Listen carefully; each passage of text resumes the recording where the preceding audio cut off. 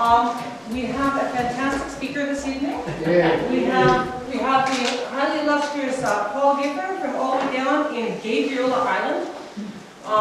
He's going to be talking to us about the national traffic system. And we also have Don Mullis with us this evening, a surprise treat for those who have been participating in the exercises and have been communicating with Hartsville inside. That's the voice. Jean-Michel. Jean-Michel's on the other end of it. Okay, well, you're involved in the planning of it, because No, I'm with Paul in yeah, but you're involved in the planning of these exercises too. sometimes. Yeah, sometimes. No, often you won't. Anyways, so thanks to these guys, we get a lot of practice that we need to prepare us for these exercises or for these events that we hope will never happen. But anyways, thank you guys for both being here. We really, really appreciate you sharing your expertise and experience with us tonight. So, and of course, I think everyone knows we have the video camera up and running for those people who are unable to attend, so that we can, or for those of us with short memories, so that we can remember what happened here tonight. So we don't have to do it. Could you send me a copy so I know where Absolutely. Thank you. Thanks, Amanda, and thanks everybody for coming out tonight. What we'd like to go through tonight is NTS traffic, message handling. And just so there's no confusion, there's a bit of a turmoil within the amateur community down in the States with the ARRL, NTS traffic, and RRI, which is Radio Relay International Traffic. Basically, what we're going to go over tonight is the same on both sides of the House. It's just a political event going on in the United States, and we all know there's no politics in ham radio, right? So that's where that kind of sits now. So for tonight, we're just going to call it NTS. The work is never done. What you learn, or what we go over here tonight, is not something that you can put in a book,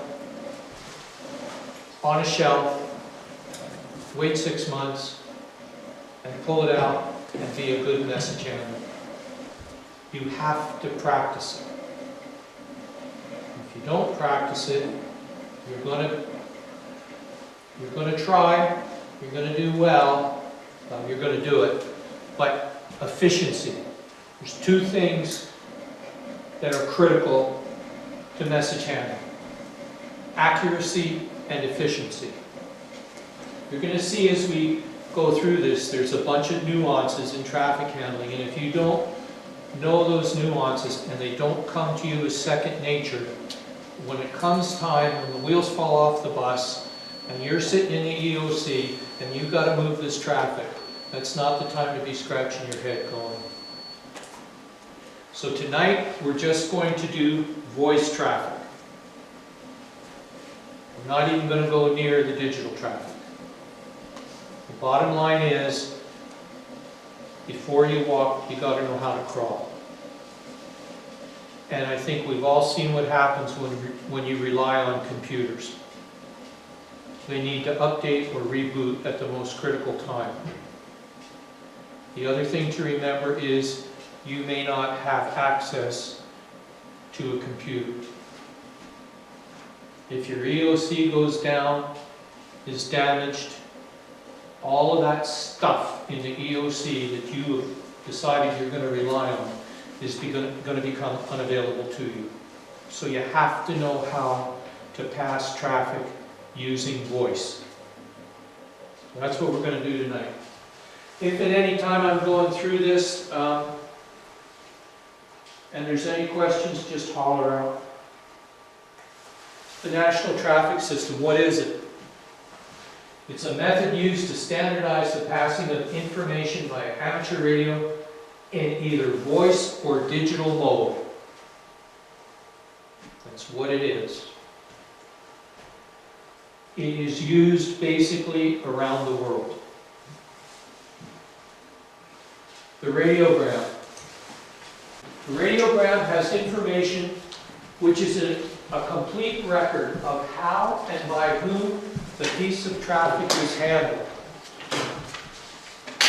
So in addition to the actual message itself, the radiogram, if properly completed, will show who started it, who created it, who sent it, and who received it.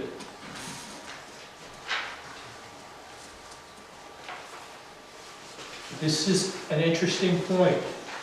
The radiogram becomes part of the legal record of the event. That's why it's critical that you're comfortable with the document, you're comfortable with completing it and handling it. And once you've handled it, it then goes into the file for whatever task you're involved in. Radiograms have been used in the past to review performance of events, for auditing purposes. So it's important that it's not just a piece of paper that you scribble on to send traffic. It needs to be properly completed. There's 4 parts to a radiogram. There's the preamble, which is the grayed out area on the top of the radiogram. This part is the preamble. That is the part, the responsibility of the radio station manager or the senior person who is at the radio station. Did anybody here just take the radio manager's course? Okay. So you know what I mean, right? That preamble will give you the message number, the priority with which the message is to be handled, who started it, a check number, the place of origin, the physical location, the time and the date. So we're going to go through that. The next is the address. Where is this going? For what we are involved in, there's 2 types of traffic. There's the operational traffic, which is what's going to be coming out on the EOCs. They need 100 sandbags or they need 10 gravel trucks. And there's welfare traffic, which is probably going to be coming out of your reception centers, which says, I need to get a hold of Granny Goodwitch in Winnipeg to tell her I'm alive. Okay? So the addresses are going to be a little bit different in each case. We'll carry on as we go through this. The text of the message. What does the message say? Now the text, 1 word on each line. Okay? So each line represents 1 word. You try to keep it to 25 words or less. This is not the time that you say please and thank you. This is the time where the message is short and succinct. This afternoon we were talking to some of your folks in the EOC. An example would be you're in a reception center and you need 4 beds. So you say, I've got 4 people from Dogwood Street that need bunks. Wrong. That's not your message.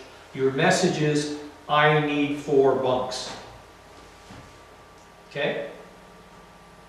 No dear EOC, no please and thank you. I need 4 bunks. Keep it short and sweet. Okay? The signature. If you, I guess Kevin did your station manager's course, right? Yeah. Okay. From my experience, the signature is the person who created the message, not director of logistics. Okay? EMBC will say it's okay to put director of logistics on here. In my experience, the problem with that is if you have an event that's going on for multiple days, you are going to have people coming in from out of town to work in your EOC. Now, they may only be there for 2, 3, or 4 days. So for the sake of conversation, they create a message on the last day. Now, the next morning, they're on the plane going back to Kamloops or Prince George or wherever, and you get a query about this message.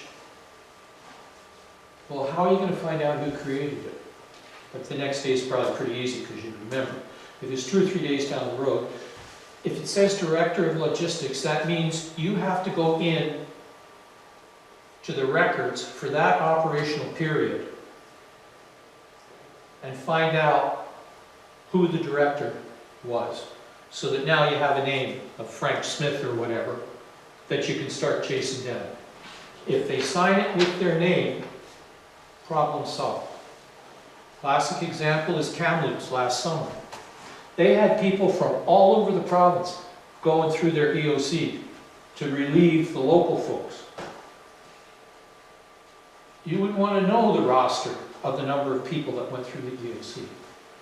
Now, if there is a subsequent audit, or if they do a review of the operations, it's a lot easier to pick a radiogram up and say, oh, Amanda sent this one, so we'll direct our query to Amanda. Okay? And on the flip side to it, if Amanda was up in Kamloops and Amanda put a expense account in, and they decided to audit her expense account, when they go to the radio room in Kamloops and they pull out a message and her name is on here, makes it a lot easier. Okay? It's not a big thing. It was mentioned to your folks in the EOC. The critical thing on this form is right here, and that's the approval to send the message. You don't change a message, but you don't send a message unless it's approved. Okay? And I'm not about to stand up here and tell you guys how to interact with your EOC. That's a local thing, but you're the radio operator, so you're going to be the first guy in the line of fire if a message doesn't meet protocol, shall we say. Make sure that's approved. It's a CYA for you. Okay? Now, in discussions this afternoon, and your EOC is not unique to EOCs around, there needs to be a protocol on how these messages are handled. So it's up to whoever the team lead is for your radio coordinator to sit down with Sean and come up with an SOP for how these are going to be handled in the radio room. Different places do it different ways, but you need to know that. That needs to be part of your SOPs. Everyone here know what an SOP is? Standard operating procedure? All right, so the preamble, message number. Message numbers do not start with zeros. So if your message is 1, your message is 1, not 01, not 001. It's 1. You don't put letters in your message number. It's strictly a sequential number that you use. And that number is unique to each message. In the radio station manager, of course, they told us that it's going to be like Ops 1, Logistic 22. Okay. We're going to come to that. Just hold that thought. We're going to come to that at the end. Please turn the pot. And it's funny because we're having a similar discussion now. And this is where it comes back to, we are volunteers. We are the end of the food chain. We don't tell people how to do their job. So if they come out with that, I'll show you here how we work around that. Not that I would argue with Kevin, but been there, done that, got the t-shirt. So this number, do I create this then? Pardon me? I create this, right? Someone will create the message. I'm the director of logistics. I take this over to whomever, they approve it, now it comes to your desk. But this number up here, I don't make this number, the person that You originated do, it. you make this number. Okay, so I must have some kind of a log. You have a log. Okay. Okay, so, before we even get to this point, there are several ways to do the log. The provincial government says you need an out message log, an in message log, and a station message log. So that's where you would get the number. Okay? I got a really good memory, but it's really short, so I'm going to go through the lecture and then we're going to solve that problem too. The next thing is precedence. So this is the precedent of the message. The reality of it is, in my experience, I've never heard an emergency message. Emergency messages are maydays. There is immediate danger to life. You're not going to sit down and fill out a piece of paper to say, I'm sinking, right? So the chances of you using emergency are pretty slim. Priority, yes. If you're sending messages from the EOC to Victoria and you're in the middle of a situation here, yes, it's a priority message. Routine is a regular message. Now, if you look at some of the literature, you will also see a fourth category, which is welfare. In Nanaimo, we don't use welfare. And the reason we don't use it is it gets confusing, because there is no welfare category in digital messaging. So we just send our lowest priority is routine. Okay? Any questions on that?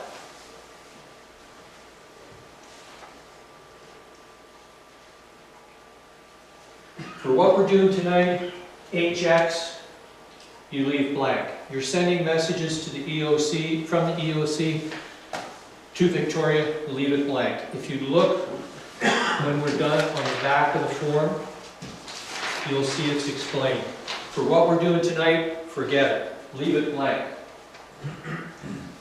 Station of origin. This is the call sign of the station that started the message. So if you're working in the EOC and you're trying to get traffic to Nanaimo and you can't get there and you use a station on Quadra Island, you send the traffic to Quadra Island. Quadra Island then sends it to Nanaimo. Nothing in that message changes. Quadra Island is just a tape recorder doing the playback button. So the station of origin is always the station that started the radiogram. Okay?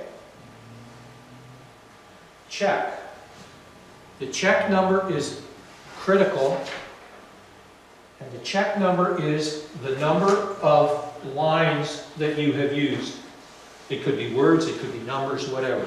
But the number of lines that you have used is your check number. Okay? And why that's important is the check number has to be the same as the number of words in your text. If it's not, get it sorted out. You don't accept the message until you've got that sorted out. Okay? Time file. The 24-hour clock has to be used. Okay?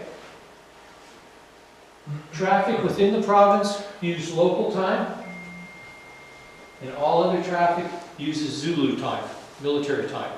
If you have trouble going, I can't do military time, if you're in the afternoon or in the night, say you're at 9 o'clock at night, 9 o'clock is 2100, but you can't remember that. Just go, noon is 12 o'clock, it's 9 hours after 12, 9 and 12 is 21, now you've got the Zulu clock. Okay? but you need Zulu time if it's going out of province. Okay. The date, you only put the month and the day, not the year.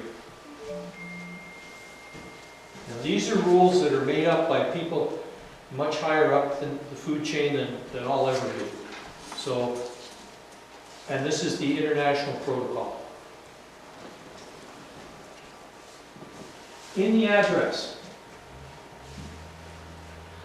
if you're sending, well, when you're sending, use phonetics in the address, especially if you're sending welfare traffic. If you say Lewis Smith to me, there's two ways to spell Lewis. Stewart is another one, S-T-U or S-T-E-W. So you always spell phonetically the name. Phonetic spelling of the street address. Okay. Get phone number, postal code, and an email if possible. You definitely need, if you can get all three, great, but you need 2 out of the 3 for sure.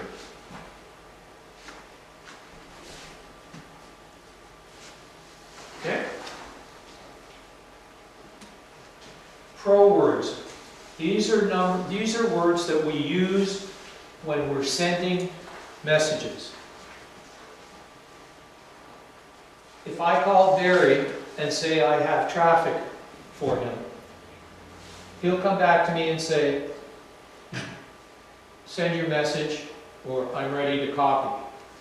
As soon as I say number, he knows we're starting the traffic, because the first blank on the form is number.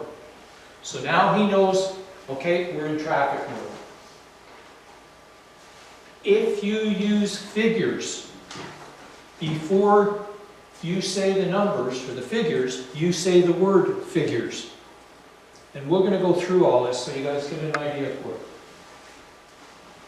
So for example, 123 Anywhere Street. You'd say figures, 1, 2, 3. Anywhere, I spell Alpha November Yankee, Whiskey Hotel, Echo Romeo, Echo. Street. Okay?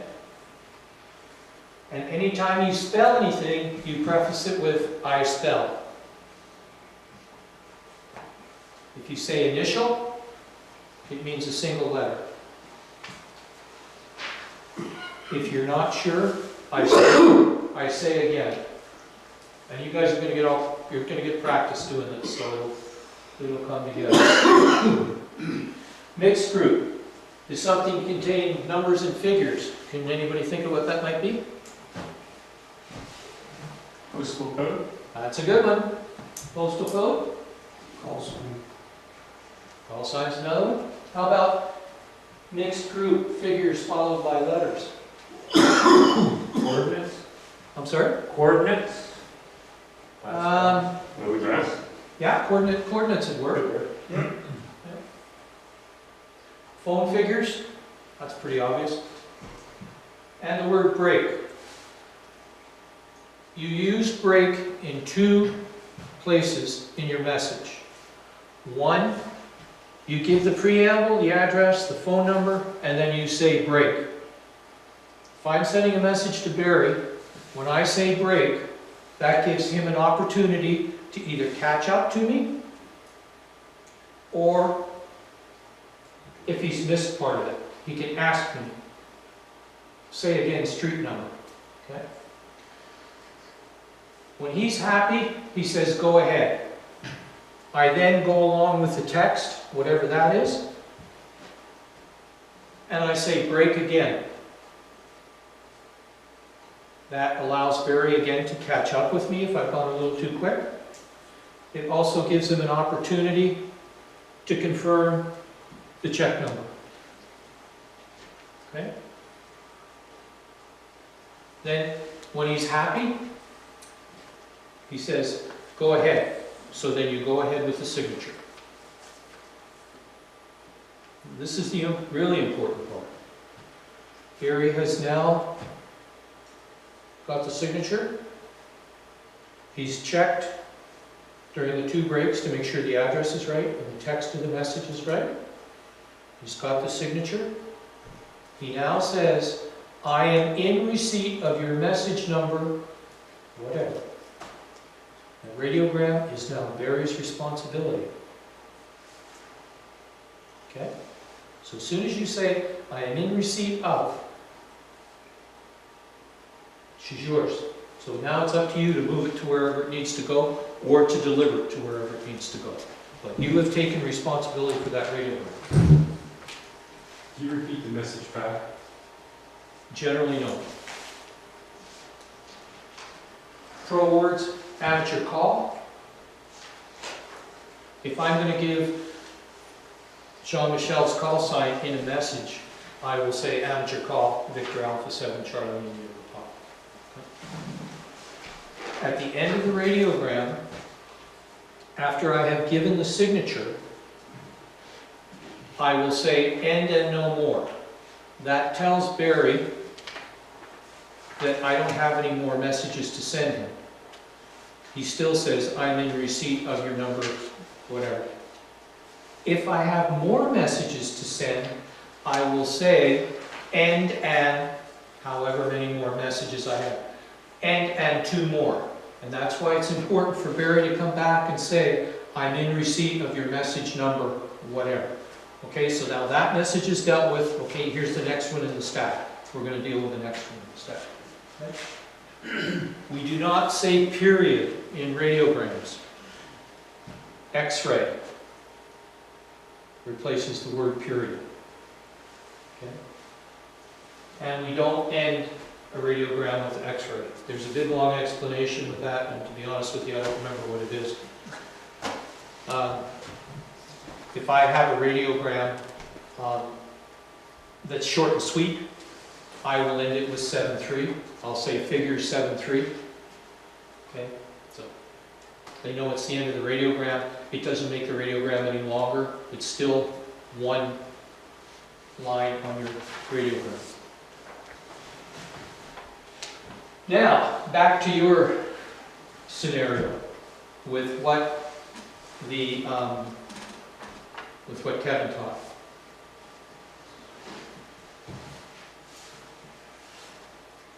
In my experience, consistency is important.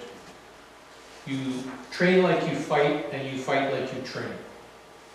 So we are training you to use a single message number from your log. Okay. What the EMBC folks say is logistics 1, whatever. Okay, so here's an example. Logistics 3, the subject is more cots. The operational period is 0800 to 1600 and the day is May 25. Is that something similar to what Kevin gave you? What did he give you? Just like 3 or Ops 22 or something like that. Okay. In Victoria, in addition to the pre-op does everybody know what the pre-op is? Okay. As part of the pre-op, in the bottom of Vancouver Island, there are 13 different jurisdictions that all go into the pre-op. Like, I'm not being sarcastic when I say this, but it's like a dog's breakfast in there when all hell's breaking loose. So, in the pre-op, they use those kind of message numbers. In my experience with the station manager from EMBC, when he sends me a message, he uses a sequential number. Okay? This is an issue that we're currently trying to resolve in Nanaimo, where they want logistics, operational, yada yada yada, all the different sections to have their own radio log. So the way we accommodated them, because we are at the end of the food chain and we don't tell paid people how to do their jobs, we put that in our message, and then at the end of our message we include what's called an operator note. And an operator note is put in between the end of the text and the signatures is usually an easy place to put it. And what we say in our operator note is that message number, first line, counts 1 word. So we use all of this as 1 word, because if you put it in a radiogram, it's 1, 2, 3, 4, 5, 6, 7 words out of 25. Okay? So that's where it's critical that whoever your radio coordinator is works with Sean and the EOC to make sure you have bumps like this worked out. Okay? And where it's going to get really interesting is if you use things like logistics 1, and operational 1, and I can't think of any other one in there. Not communications. What's another one? Operations, logistics, finance 1. Okay. When you start sending digital messages, does the word nightmare come to mind? So stick with your sequential numbers. If Victoria replies to your message, they will generally reply to the number that's in here. Before it goes out of the pre-op, Neil will put a message number on it. It will generally refer to what you've sent them. No, didn't you said that we issue the number at the top, right? Yep. So if you maintain the sequential numbering and just added an L or the word log, in front of it, the number stays sequential. It's just identifying from where it came from. If you had a precursor like L or F, we'll find that. You're changing the it's the KISS method, for lack of a better phrase. And the thing that you have to remember is people that are policemen and firemen and ambulance people work under stress. They know how they're going to respond. The average radio volunteer, and this is not a slam of anybody, doesn't know how they're going to react under stress. So the more little things that you stick in there, the more things you got to go on. And we've seen it in the line. And I'm not slamming this person because they're a hell of a good member of our group. But when they started, we would, every Tuesday night, we do a traffic night. We practice passing messages back and forth. And this person was awesome. Their timing was perfect. They didn't make a mistake. It was great. We did a simulated exercise. And I figured, hey, learn the EOC, you'll smoke the joint, right? Went into the EOC, pressure was on. I'm going to be polite and say it was a full stall. Right? Not a slam on the person. They had never been subjected to that. So we practice. Now we do 3 simulated exercises a year where we take people out of their house, we throw them into EOCs, we throw them into reception centers. Hell, we throw them into their car in a parking lot because that's where all the buses are going to muster. It's the same thing though. If you do it the same way every time, your errors are gonna, right? And the reality of it is, if you're sending it down to Pat, they're gonna put their own number on it, and Neil's gonna look at it, say logistics, and it's gonna be going into that basket. What you're referring to is the number of the message. So you got to remember that there's 2 documents in this. One is your worksheet, your order sheet that is sending out the message. The other one is the actual body of the message. So that, which the message, the numbers that Paul was just referring to a minute ago, that's in the body of the message. The message number up here is your control number. So when you start off with your log, by the time you reach number 99, you have 99 of these messages go out. Same thing, messages coming in, right? But the point is, you can go and find this. So you don't want anything other than there's a simple number on there. How do you differentiate between a message coming in and a message going out? That number. Well, you have incoming message log and you have outgoing message log. So you could have duplicate numbers, just one is coming in. Yeah, the other thing, if I can just add, is Paul mentioned the figures 7.3, which is regards. Don't forget that this message is not, the text of the message is not being composed by you. It will be when we do the exercise, but somebody else is going to be filling in this text. He's not going to be putting in 7.3. And if he does put a period at the end, that's going to be struck out by the station manager. Okay? So there's nothing wrong with saying, for example, require 6 beds. Just leave it at that. Don't need a period. You know, if you think back about the early days, when people sent telegrams, right? Short, sweet. So the numbering system refers to a single incident? No, numbering system refers to a single message. Okay, give you an example. Give you an example. Paul is. I'm going to give you one right now. Okay, Paul's in.